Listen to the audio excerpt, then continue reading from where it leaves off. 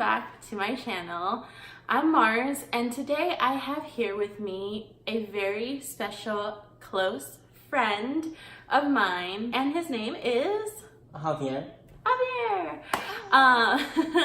And I brought him here today because I am going to be pretty much talking and getting into the subject and topic of abusive relationships. Now, I had posted a poll on Instagram asking you guys which one would you be more interested in hearing about, also learning about, just in case if you've never even experienced an abusive relationship. But yeah, so when I did the poll, you guys voted for an abusive relationship. So again, this is why I'm going to be getting into the topic.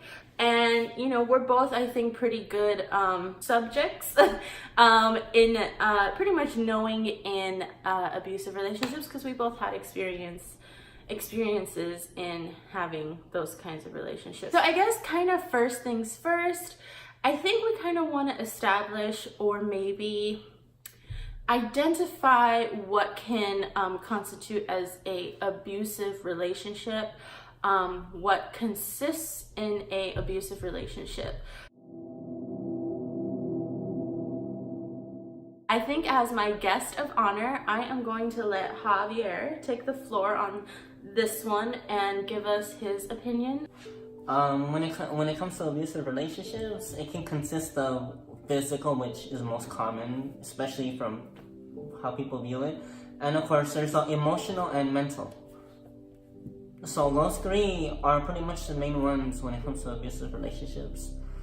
And it can consist of anything, of course, physicalness, whether punching, hitting, even pushing. Even if you're like, oh, well, you know, they just gave me like a little push, but it wasn't physical. That's how it starts.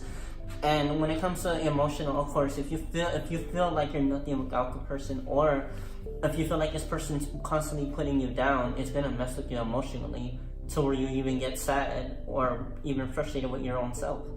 And of course, the verbal is when you be called names, and when the person just doesn't respect who you are, you get treated however he demands or she demands. Mm-hmm. Yeah, and I think a lot of the times you would probably feel unsafe with this person if you kind of have to question your safety, even in an emotional way. Consider, like, am I emotionally safe with this person? Can I be free to express myself and, you know, talk the way I want to talk, and do they fully accept me without them maybe harassing me or making me feel inadequate about the way that I'm talking, or physically also feeling secure? Do I feel safe with this person? Do they seem like at any point they can get physical? Can they take it there? There's a lot of signs that I think can go into that, and picking up on those signs I feel like can be important, so that way you're not getting too deep into the relationship where it gets hard to get out of. And I think that that's where a lot of people end up being, is they get so deep into the relationship that it almost becomes second nature the way that person is behaving towards them. So it almost becomes normal. And then it gets harder and harder to really identify if you're even in an abusive relationship, because it just becomes like, well, this is just the way our relationship is. There's a lot of mental games that they play with you, a lot of manipulation. So if there's any way that you feel like you are being challenged in a way of, like, mentally, physically, or verbally, challenges, don't get me wrong, are a good thing. If they're trying to do it for the better, you can feel it, I think. But if they're challenging you in a way that they're making you feel bad, like it's a negative type of feeling, then I think that that's one way to really kind of identify and kind of get the feeling for. So. But you also lose your identity in a way, because, like, let's say you're this bubbly, outgoing person, and then you get into a relationship.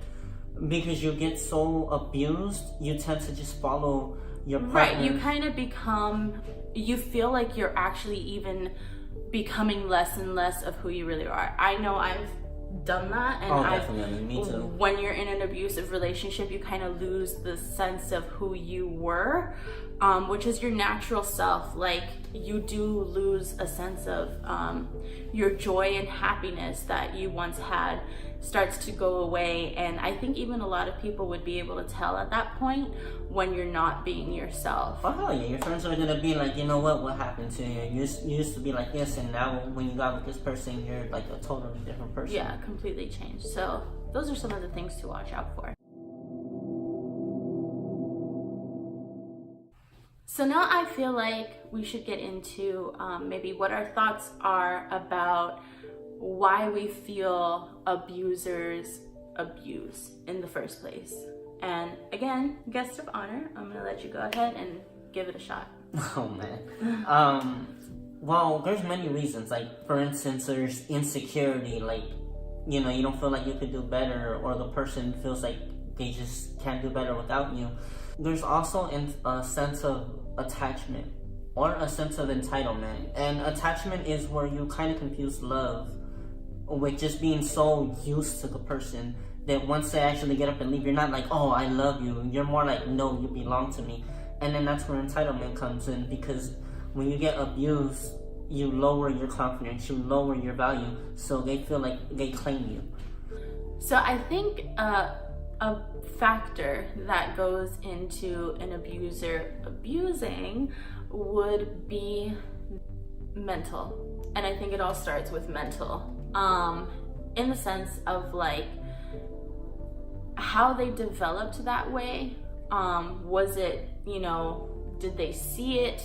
And did they inherit that in the sense of like they're mimicking those actions because that's the only thing they know? And a lot of times, a lot of people only act the way that they've seen other people act. So I feel like it could very well be that people are just abusing because that's the only way that they were taught to be in a relationship. And then on another hand, I feel like a lot of times it's out of fear, and out of fear in the sense of like control. Like maybe at some point in their lives, they lost control or felt like they were losing control. And so most of the times when you get a person where they're to the point where like they're more submissive, they don't really fight back, it's easier to control those people, and they figure it out. And as soon as they figure out that those people are easily controllable, they get that sense of control back. And so they feel like they have the power. And so it could also be like an egotistical thing. So in another perspective, in no way I also kind of want to implement the fact that we're not therapists, we're not psychologists, we don't diagnose these things. These are just literally just from our personal point of views and from our own personal experiences. So it has nothing to do that, you know, we're trying to tell you guys what to do and in any way that you are in an abusive relationship, because we're not ones to really diagnose that. Well, of course not, but I mean, of course, I know we both feel like being open and sharing our experiences can help you guys in whatever you're going through. Because, I mean, anyone could read a book about psychology. Anyone could, you know, hear professionals. But yet, professionals don't always go through the experiences like we've been through. So we hope you guys, you know, you take something from this, or can even relate to what we've gone through. And it can help you guys see that you're not alone. Yeah, I mean, at the end of the day, it's just all about not feeling alone and not feeling like you're crazy. Because if you experience anything of like what we said, more than likely you're not crazy. So, the person you're with is crazy. Yeah. So I feel like more into depth, what comes along with, like I said, an abuser. I think being abusive can actually be a lot of reasons why, but for the most part I do feel like it's just a sense of fear, and they're just not really conscious of what they're doing, just because, like I said, it could just be many things. They either learned it, or that's the only way they knew how to be, or etc. I mean, or they could have been abused. Yeah, I mean, that's another thing that I was going to mention, was that it could also be because they've been through some sort of trauma. And another thing of like, that could also contribute to not having control, because they were probably abused themselves, like R. Kelly. And I know I don't really want to mention or go into that, but just a small little thing that I know you guys already probably know about, if you know about R. Kelly, would be that he was abused when he was a kid, or not even, sexually abused by his older sister, I think. And, it's funny because obviously it's ironic that he was abused and he's now known as an abuser. And so, thus and such, led to him doing the things that he did to those little girls and women. And that, I think that's also another strong factor, is a lot of people who tend to abuse have also been abused themselves, or had some sort of trauma. Something happened to them that was traumatic, and they lost control or felt like out of control in that way, being raped or whatever the case was. That was a traumatic experience for them. So I feel like that's a major factor into why most people tend to, but like, you've heard those things where like a bully bullies because he was bullied. Most of the times it turns out to be that way. He was either bullied by his parents, by his friends, by someone, and so he's just trying to cause that same pain to somebody else because they're in pain deep down inside. And I do feel like a lot of times abusers, not to feel sorry for them, not to feel sympathy for them, but a lot of times abusers or people who do not so nice things are actually in pain deep down inside.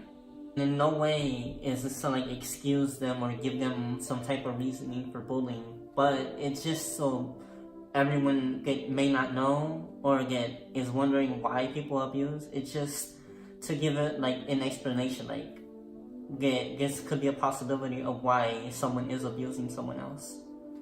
Right. I think we're gonna kind of slide into the next thing and talk about if there are actually any valid excuses for these abusers to do what they do, and do you believe that you can actually inherit these things, or it's in their genetics, as some people would say or make an excuse for. But yeah, so personal opinions here again. So I don't want none of that whole like, that's wrong type of thing. These are just our opinions, and this is just coming again from what we think, and that's it. So, Hobbs, take the floor. As far as excuses, fuck no. There's no excuse. I mean, we've all been, I'm sure one way or another, we've all been abused. It doesn't mean, we abuse back, and it doesn't mean there's an excuse for someone to abuse us. There's no excuse at all. Anything that results in anger can be talked, can be communicated. If someone's bullying, if they're up for talking, then of course, discuss it. But, or your partners. So, communication is key. There doesn't need to be anger, there doesn't need to be negativity, because it's just gonna create more negativity. We're right here trying to create positivity. And as far as inherit goes, I don't believe you inherit it genetically. I just believe you inherit it by observing, because when you're young, your mind is impressionable, and we all know this. We see stuff on TV, or we hear stuff on the radio, or even from friends, and that kind of shapes how we want to go about life. Like, if you see your friends doing something, you don't want to be left out, so you kind of just flow with it, and then you become used to it. So same thing with being abused. If someone's hitting you, that's kind of validation, like, oh, well, they're abusing me, then, maybe that's how I'm supposed to treat others, because that's what I know. Mm-hmm. Especially when you're surrounded by negativity, it's going to create that negativity in you. Yeah, and I feel like I do agree there are no excuses for them to treat you that way. There's no reason why someone should inflict any pain, any harm, any suffering onto somebody else. And sometimes the good people get hurt, and they have such a big heart that they'll almost make an excuse for them. Sure, like, we sure do. Yeah, like, oh no, they've been through a lot.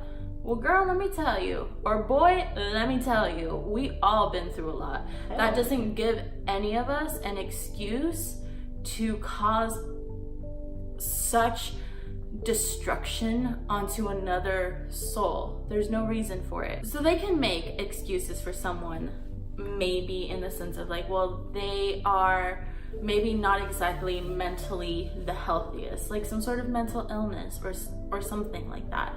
And at that point, if they have some sort of mental illness, I would suggest, if you are aware of it, not to stay in such a toxic relationship anyway, because again, I don't think there are any excuses, and I don't see why you would want to stay.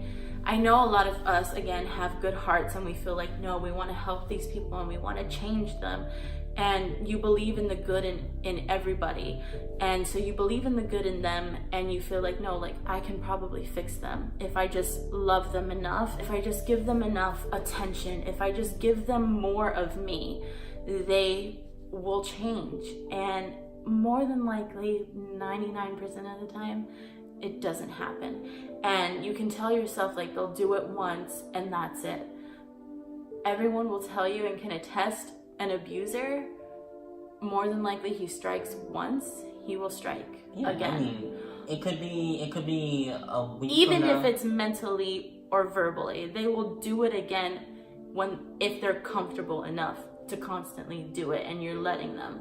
So exactly. I mean, even if they're like, oh, I'm sorry, I'll never do it again, I'll change. The thing is, they'll change for that particular moment.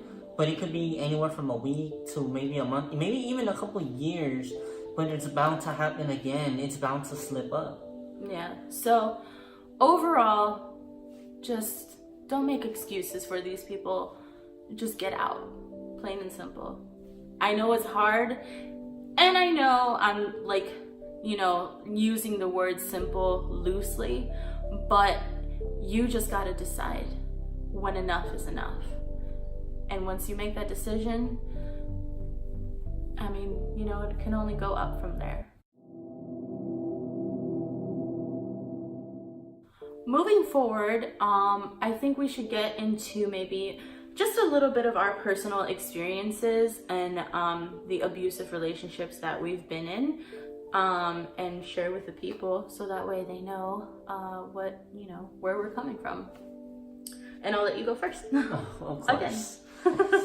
For me, I guess I'm gonna start off with the person will not be named, of course, but it was an ex, of course. And what, really quick, was this your only abusive relationship, or have you had other abusive relationships?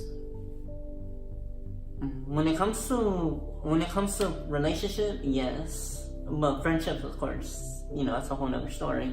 Yeah. But the reason why, like, if there was anything else that was abusive in a way, it sort of like this relationship pretty much like made me forget about anything else, because it was so new. Like, I fell for this person. I genuinely love this person. We have, like, for anyone that's been in a relationship where you're like, this is amazing. I had that for a short amount of time. I think a lot of people have. Yeah, and like, it's always like that in the beginning. Yeah, it's so picture perfect. It's late night conversations, constantly spending time.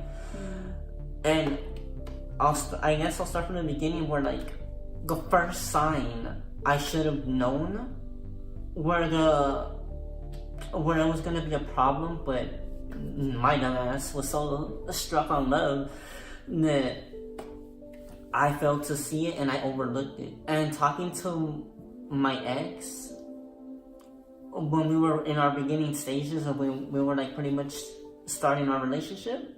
I let her know that I have a friend that is my ex. We have a strong bond. Like, the whole relationship thing is gone. Like, we discussed it, we let each other know, and we, when relationships don't work, they don't work. So we saw that we were better off as friends.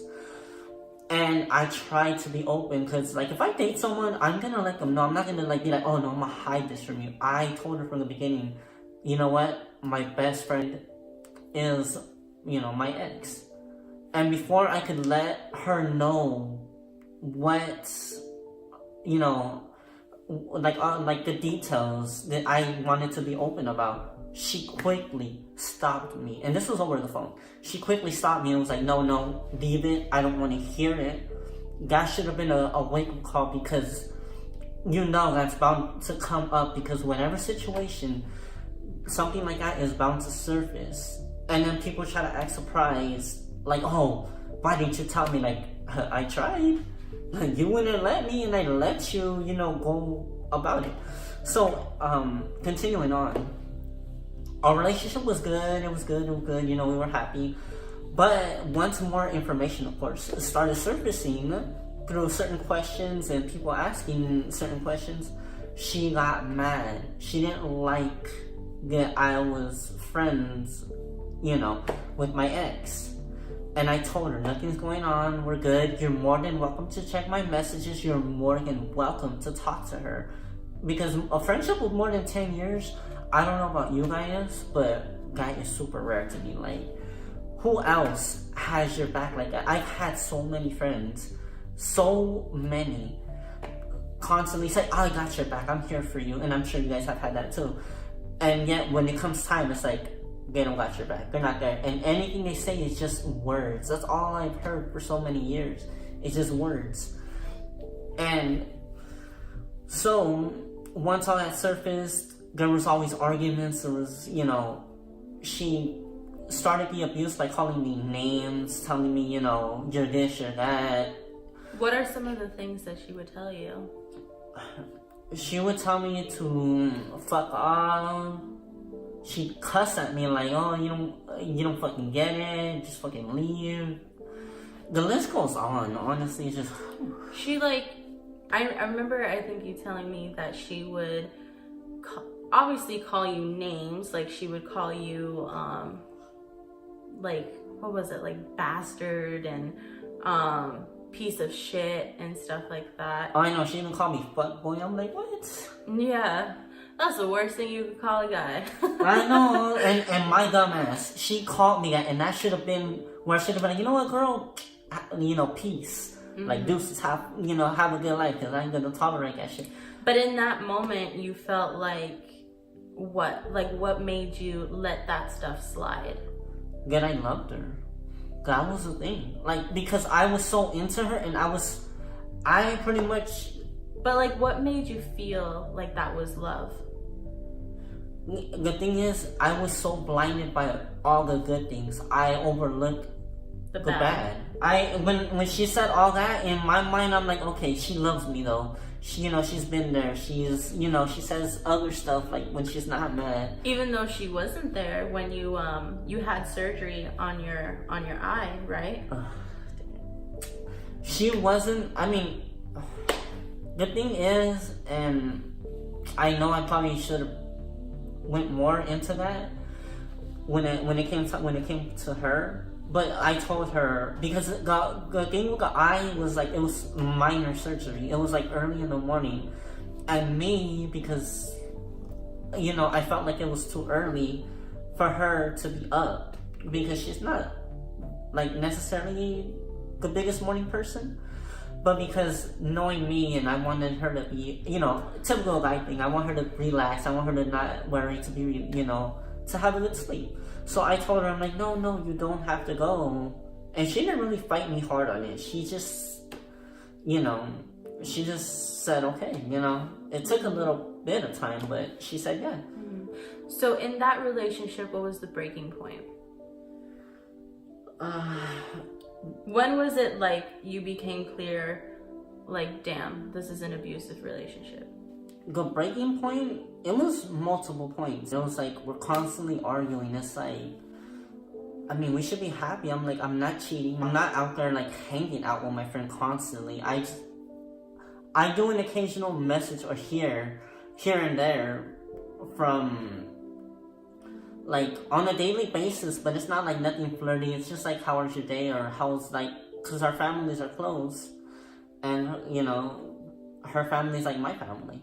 So you guys took a lot of breaks, right? Like, we took a few. One of them was actually due to like, and this was crazy. The fact that we were messaging, like I was at school, we were messaging, being all lovey-dovey. Like, I didn't mention my friend. I didn't do none of that.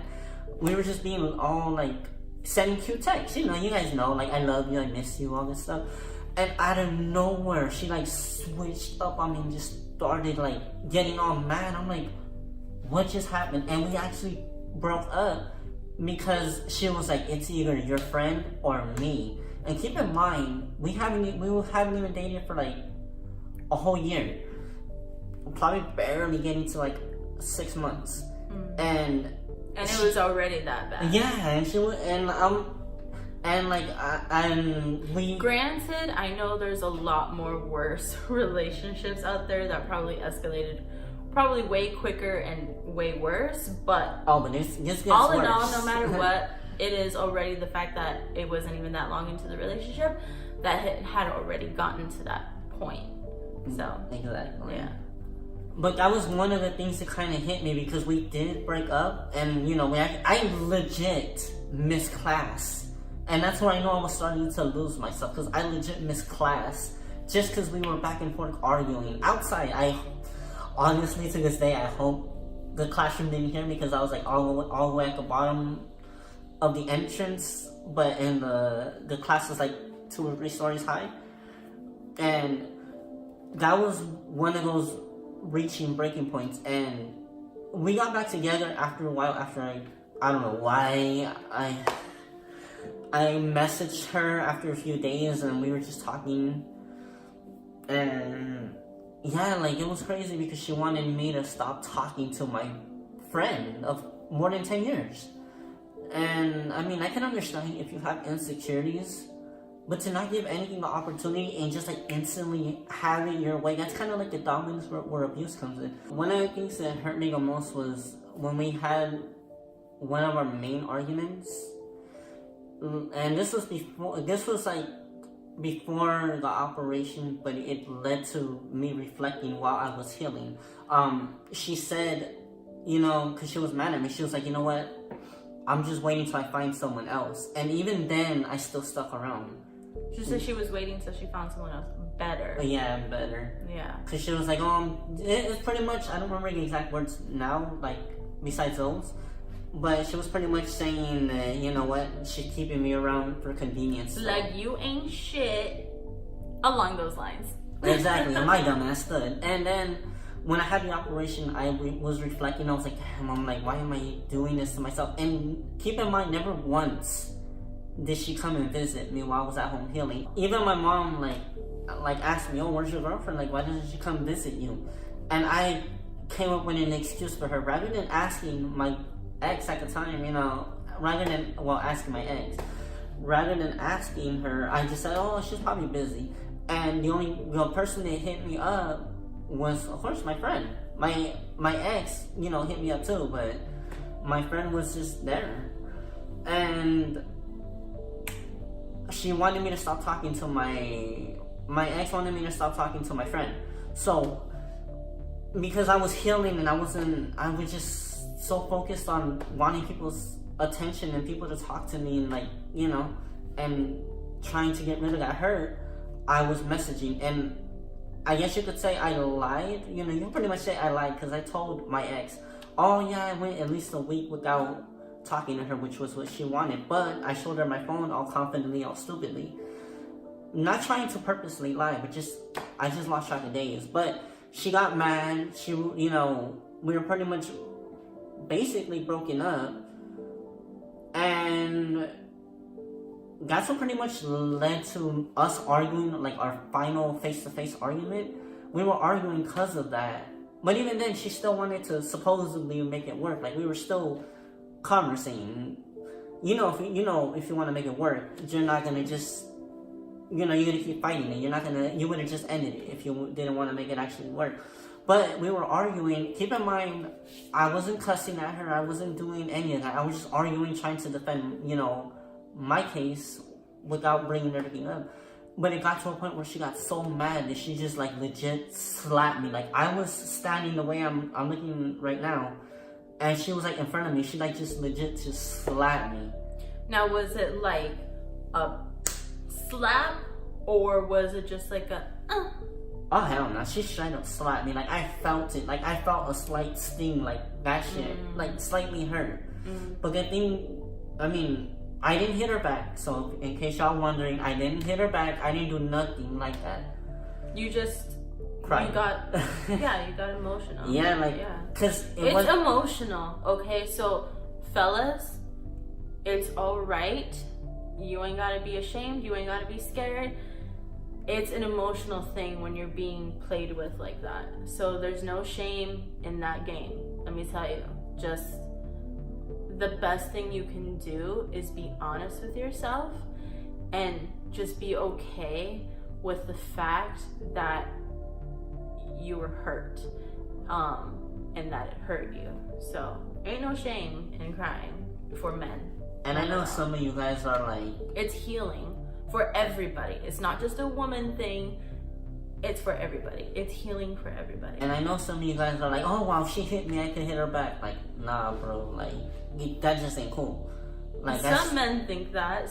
Even some women think that you can hit somebody back just because they hit you. But that technically makes you an abuser because you're putting your hands on someone.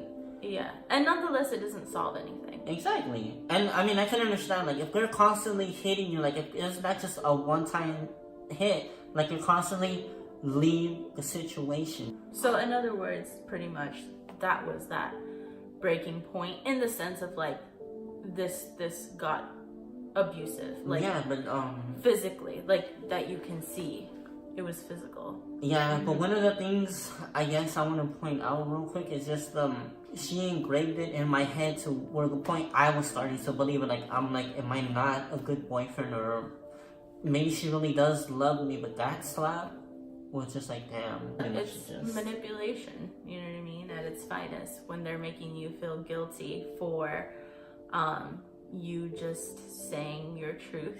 And a lot of times they don't want to admit that they're wrong, so it is what it is.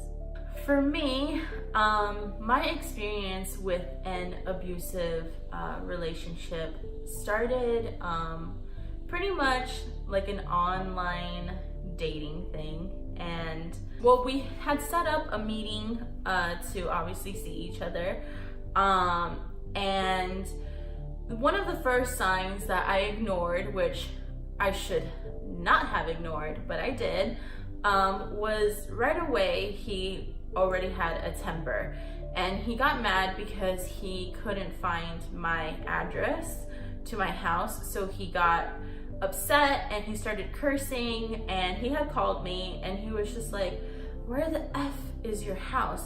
It doesn't appear and it doesn't exist. Like, I don't know where it is and I don't know how to find you. And I was just like, slow your roll, buddy. Okay, first of all, it exists because obviously I'm living in it. And second of all, like, who does that? Like, who just curses on the first time of like meeting somebody, like, and not even face to face. Yeah, that's not a good first impression. But my dumb little naive little ass, not little ass, but you get what I'm saying. Like, I was just being not the brightest person, and I was just like, you know what, I done did 2 hours of makeup, I got ready, I done shit showered and shaved, I done did all the work, and now this fool wants to try to cancel on me because he can't find my address. I was like, it's not happening. So don't do that, first of all. But second, I went along and I was just like, look, I'll meet you at a common place where you can find me. So we met up, and he was completely more calm, more mellow once we actually met and started talking and stuff like that. So we had went on our first date and started hanging out and talking from there. This person was, just so that way you guys have enough detail as possible. He was Middle Eastern, so we had kind of like a language barrier where he can speak English, obviously, and he can hold a conversation. There are just certain things that may slip here and there. So a lot of the times he tried to use that as an excuse. Was no excuse. And because he's not a dumb guy, you should know how to treat a girl no matter where you come from. So it doesn't matter. And so yeah, so at one point where, you know, obviously what happened was I started liking him because he started showing me a more calm side, a more affectionate side in a way. He wasn't super affectionate at all, but he started showing a little bit of it. So I started falling for it. And at that time, I also had really low self-esteem. And I think a lot of people will admit that the reason why most of the times people also tend to put up with abusive relationships is because they have low self-esteem. And it's because they're insecure, or they don't think anyone's gonna like them, or maybe they don't think that, oh, I'm not gonna get somebody as cute as this guy, you know what I mean? Because you think you found the gem and you didn't, you know what I mean? So, you know, at that point, that was me. I had low self-esteem. I thought he was really cute, and I was just like, ooh, I don't think I'm gonna find another guy like that. So it was just all out of lust, really, the reason why I stuck around. And so that was just one of those things that, you know, took me to realize it. And furthermore, down the line, I started noticing his habits kind of come back. He would kind of start an argument. One of the first things where I was just like, okay, this guy can take some shit to the next level, and he's not understanding. It's not registering. So we lived in an apartment at the time, not me and him, but me and my family, and he sometimes stayed there with me. And, you know, there was a certain parking lot area where he wasn't allowed to park his car because the landlord kept saying, like, guys, can you please not park here? This is just for, you know, a couple of the tenants. It's like reserved parking for them. So it was like, okay, cool. We all knew that. He knew that because we told him, and the landlord had told him, hey, can you not park here? He ended up parking there, and the landlord went and told him again, like, can you not park here? Please, can you move your car? He got upset, and he started going up to my landlord's face, and I had to grab him and kind of push him off to the side. I'm like, what are you doing? Like, you don't live here. You can get us all kicked out and in trouble with our landlord. So, you know, he got into his face, and, you know, my landlord's like, you know, looking at him, and I'm telling him, hey, like, calm down. Like, you can't be doing that. And I said, just move your car, just let it be. It's not a big deal. And I told my landlord, I'm so sorry. This, you know, won't happen again. We will not park there again. And so little things like that started happening little by little by little by little. And the point where it got was like, he directed that towards me. I was like, oh, hell no. It ain't going down like that, sir. So we were at a grocery store, and I was looking at groceries, and I had the cart. I was pushing the cart forward, and he decides that he doesn't like that. Probably more than likely an egotistical thing. It was just an ego trip. You know, he decided to man up and be like, oh no, girl, like, you're not walking in front of me. So he told me, and he grabbed the cart, and he yelled loud enough that everyone around us heard him yell at me. And he was just like, don't walk in front of me. And I was just like, what? I was like, okay, yeah, all right, okay. I told him, stay here with the cart. And then he was just like, where are you going? I was just like, stay here with the cart. He could see it on my face. And I started walking away. As I was walking away, he goes behind me and he grabs my arm and he pulls it. And I was just like, I have never been physically touched by a man like that before. It caught me off guard. I was like, so this is where it is. This is where we're at. It can get to the point where it can get physical. And he was really tall, but he was not, I don't think he was intimidating at all. He was probably like 6'3" and really skinny, like as skinny as this guy, like super skinny and, you know, super tall. And so for me, I was just like, look, I could probably kick your ass, but I'm not going to because I'm not that kind of girl. I'm classy. But so as soon as he did that, I said, get your hands off me. And I looked at him in the face and he let go. And I said, I'm going to go outside.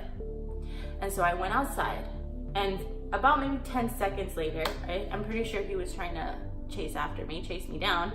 He catches me outside and he's like, hey, what's wrong? I was just like, are you crazy? What do you mean what's wrong? Like, do you not have, you have that memory of like that 5-second memory where like you don't remember what happens in the last 5 seconds type of memory? Crazy. And so I was just like, okay, you know, I was just like, you know what you did. So point blank, I was like, ain't having it. And I told him and I broke it down for him. I said, you're not doing this to me ever again. You're not yelling at me in public. You're not grabbing me. You're not pushing me. You're not treating me this way, right? And y'all could have probably been like, well, at that point, like how everyone says, why didn't you just leave, right? For me, I thought, you know what? It's not that bad. Which again could be an excuse probably for a lot of people, what they tell themselves.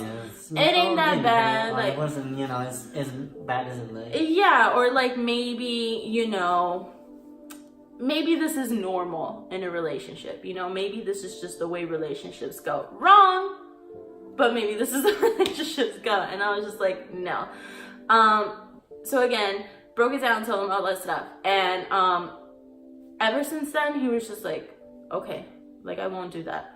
And he was just trying to play it out, trying to manipulate. I'm telling you, manipulators, that's how they get you. He was just like, well, you know, it was just a joke. You know, my jokes are kind of rough, but you know, if you don't like that, then I won't play around with you like that. And I was just like, lying. Who the fuck jokes like that? Who you playing, player? Mm-hmm. Okay.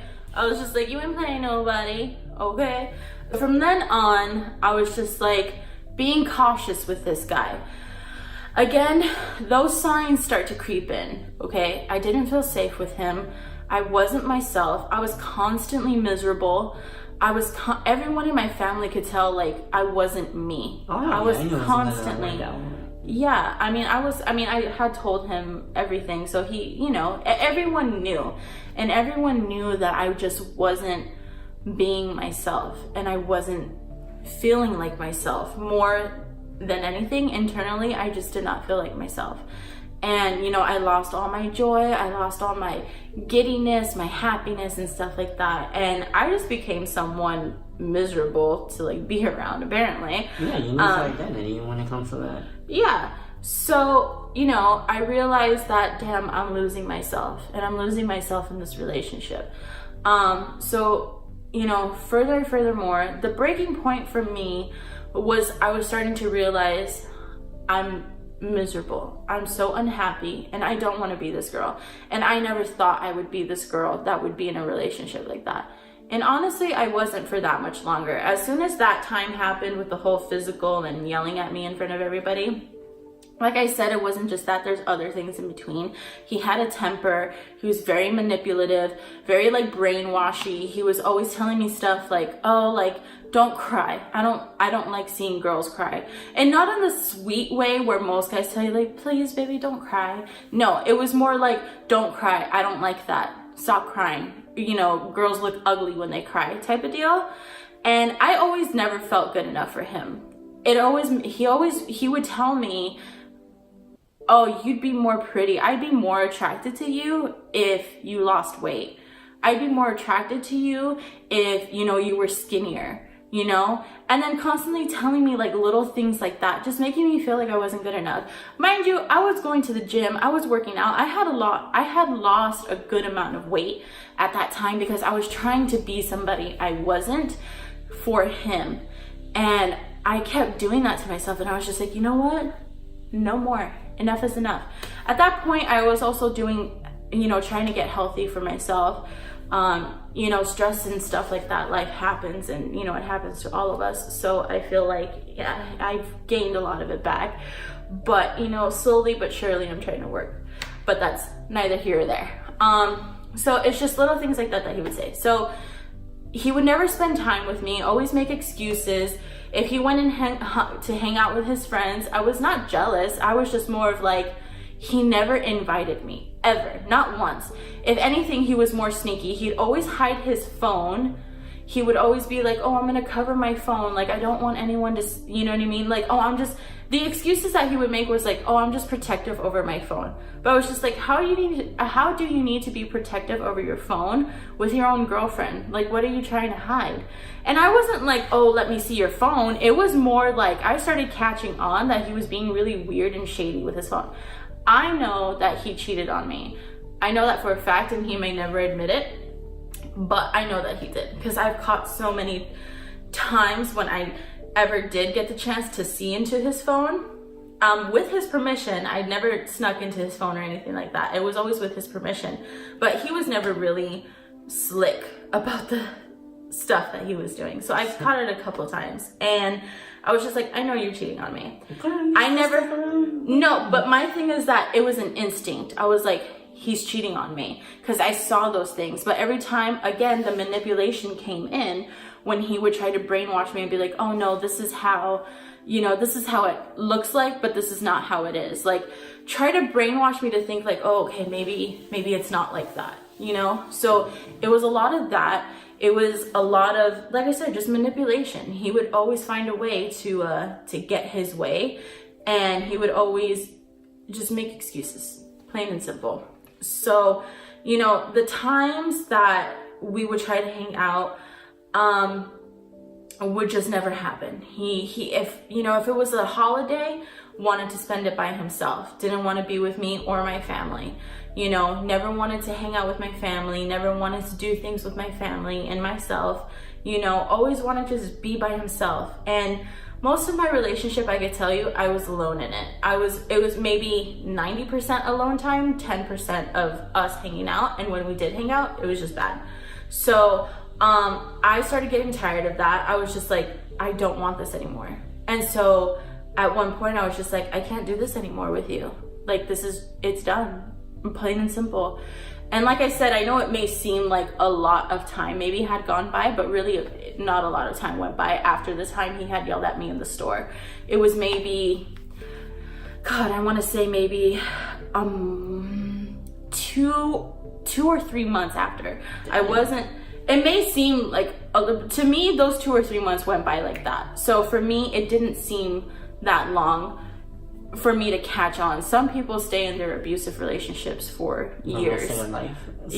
Some are still in abusive relationships and they may never leave. So, you know, my heart does go out to those people. Oh, definitely. But y'all deserve better if that's you. If that's you, you deserve better, and you deserve love, and you deserve happiness, and you deserve to feel secure, and you deserve to feel safe, and you deserve to feel worthy. Yeah. Don't let someone strip you of all those things. It's effed up. And again, no excuses for it. But yeah, so that was pretty much my experience with that abusive relationship. I just said I was done, and that's just what it was.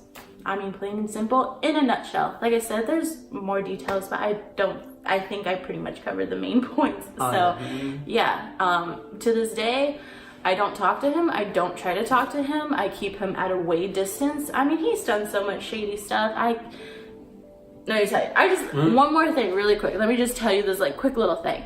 So he decides to literally make a new Facebook profile at that time, makes this elaborate excuse of like, oh, my other Facebook account, yeah, they cut me off and all that stuff for some BS reason.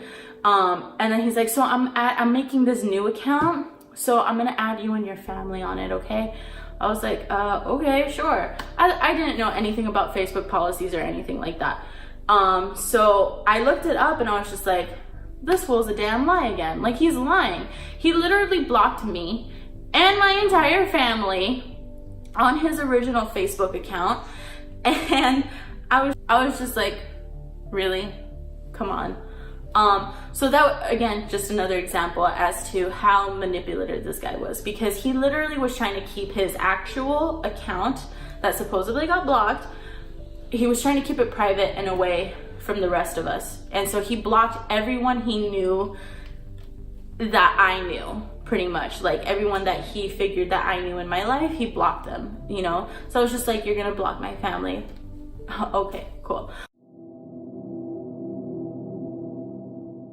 So to kind of maybe wrap up this video, let's give the people a bit of maybe just a little bit of advice from our, again, personal experience and personal opinions into how someone can leave their abusive relationships and how they can muster up the strength to leave, and also, why do you think that people really hesitate to leave their abusers? In a nutshell, when it comes to leaving, you can do the typical thing, just be like, you know what, approach the person in a public place if you don't feel safe, and be like, you know what, it's done, it's over, I don't want to be with you.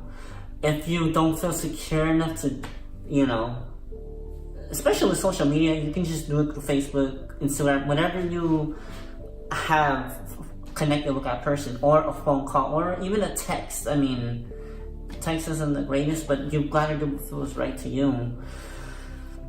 And if they're very abusive to the point where you fear for your life, involve the police. Be like, I need this person gone, or I don't feel secure enough, I need help leaving.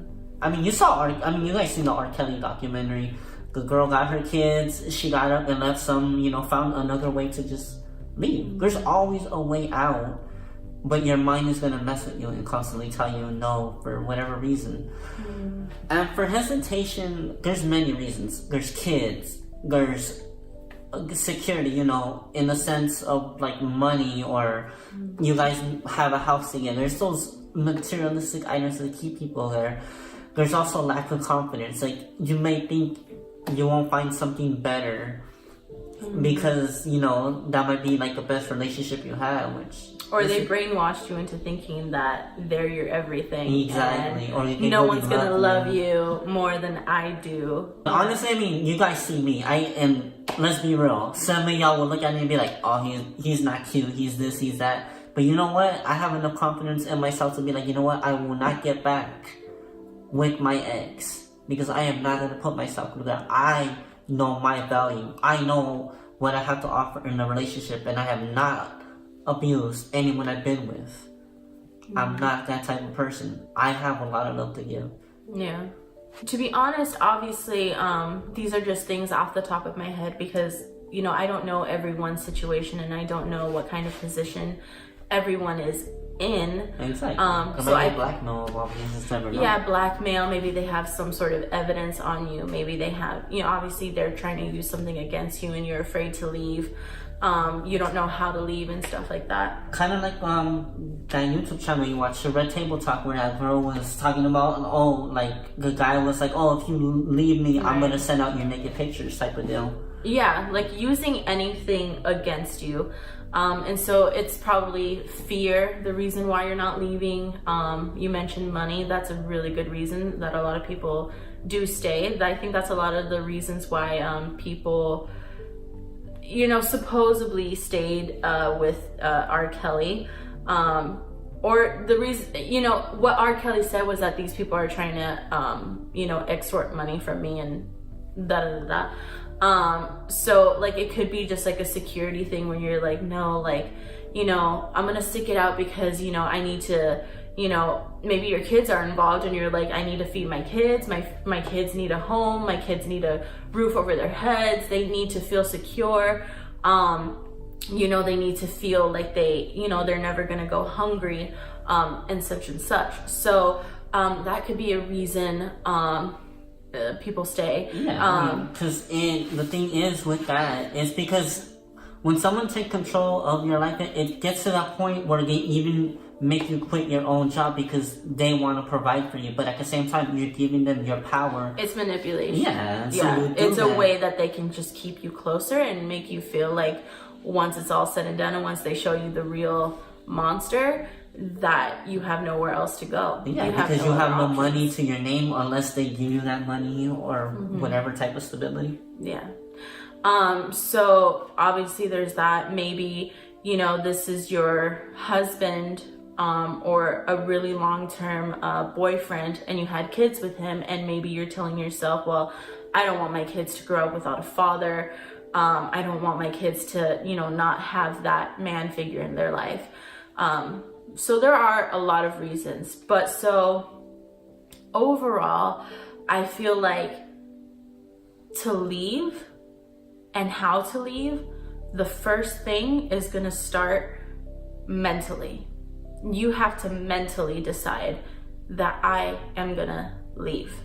You have to mentally put it there. You have to mentally say it to yourself. And not only that, but if you can, say it out loud, manifest that shit and make it come true. Yeah, like plan it out step by step. You don't have to just, I mean, unless you have that impulse and just get up and go like or that. You're in a severe danger in that moment and you're like, I gotta get out of here. Yeah, in that case, you know, that's what 911 is for. Like, you just sneak in. I think there's even a way you could text it now. I'm not sure. Yeah, something but, like that. You know, there's always a way out, like, you know.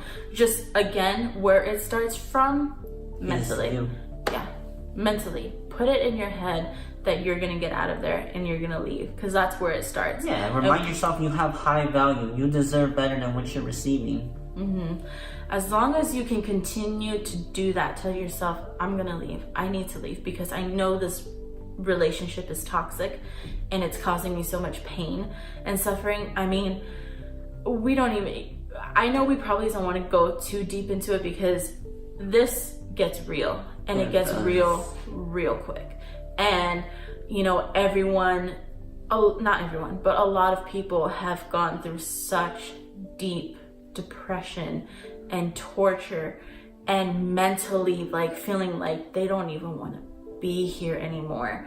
And it's gotten so deep. And let me tell you, baby girl, baby boy, it does not have to be that way. Just leave. Put it in yourself, put it in your mind that you need to leave and that you deserve better. Because at the end of the day, most of the times it's really questioning your worth. Yeah. And you're putting your life at risk.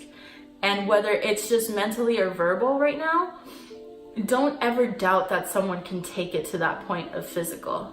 Don't ever doubt anybody that they can take something to that point of physical abuse. Yeah, because you never truly know someone. I mean, you can be with someone for years and then bam, they turn like that. Yeah, there was an instant where I think Jada and Will Smith, I believe, or I don't know, it could have been someone else, but they pretty much, I think it was with Jada and Will Smith, where they met this older couple. They were like old, maybe like 80s, 90s, you know, years old.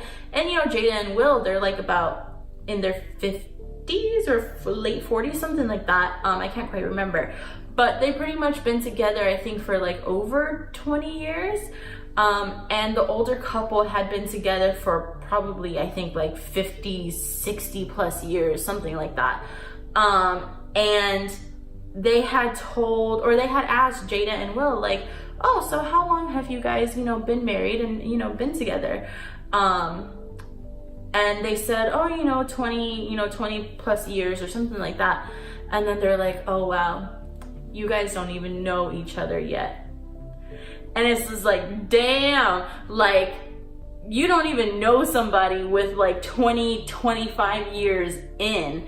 because you can never fully know somebody. Everyone is constantly changing. We're all constantly evolving, and we're all constantly trying to become better, trying to, you know, do better. Or some people are, you know, becoming worse, you know, so you never really know somebody completely. So never underestimate anyone. And that's not to say like to be paranoid or anything like that, you know. Don't you get feel all it crazy. out. It's on the energy, like, yeah, you know, you feel someone's energy. You don't have to, you know, question, like, you know, if your man or your woman is making you feel good, secure, happy, loving, and it's everything that you feel good with, then I mean, you know, write it out, go with the flow, and you know, don't get paranoid, because that's not, you know, what this is about. But if the feeling's off and you know, there are signs or whatever, just be cautious and don't underestimate them. So yeah, I think we try to cover as much as we could. Otherwise this could probably be a video for like days and days. You know, this can go on forever and ever, so we don't want to make it that kind of video. We want to try to put everything in like a nice little, you know, good chunk, and, you know, give you guys as much info as we could, you know, again, from our perspective. At the end of the day, y'all, I think I'll just leave you with a little piece of advice. Try to love yourself as much as you can. Try to be patient with yourself as much as you can. We're all struggling. We all have battles we're facing. We all have hardships. We all sometimes don't know where we're going. A lot of times we're lost. A lot of times we feel like we're gonna stay lost. We lose hope. You know, a lot of times we're just questioning life. And I think that's everyone. So it's important that you love yourself through it. And it's important that you believe that you're strong, and give yourself positive affirmations every day as much as you can. And, you know, really be there for yourself, because you, at the end of the day, are the only one that has you. And you just got to tell yourself those things. If you have people in your life that love you, reach out to them, let them know what's up. You know, it can feel a little embarrassing at first. Trust me, I get it, because I didn't really want anyone to know my situation at all.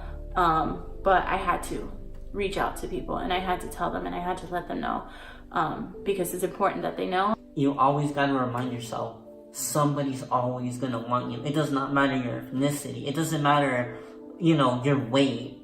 It doesn't even matter how you look. There's someone out there that's going to see your value. And those people that truly see your value are the ones you want to be with. Those ones that you can get up in the morning and be happier with a person.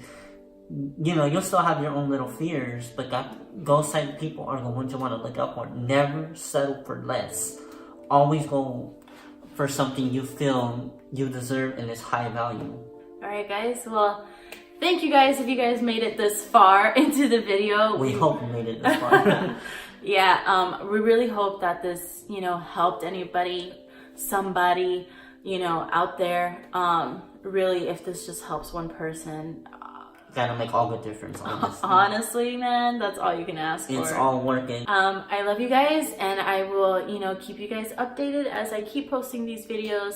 Thank you for being patient with me. Thank you for sticking it out. You know, I have a long journey ahead of me, and, you know, don't leave me. But yeah, so I love you guys, and I will see you guys in my next video. Bye. Bye.